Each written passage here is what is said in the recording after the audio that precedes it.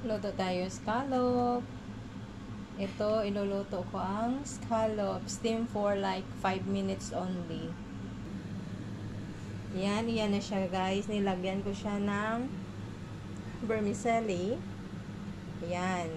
O, diba? Guwapa na siya. Yan. Tapos, lalagyan ko siya ng garlic. Yan na siya guys. May garlic na siya. I-steam ko yan siya ng 5 minutes only. O, diba? Yan na. Nagpainit na ako ng tubig. Diyan ko siya i-steam. Yan. Yung soup po, ewan ko. Okay na yun.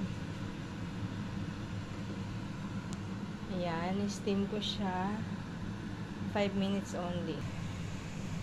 Ayan na guys, nilagay ko na siya. At saka hintay ng 5 minutes. Wala pa. Hintay-hintay. Yan na siya guys. Luto na siya. Tanggalin na natin sa chararan!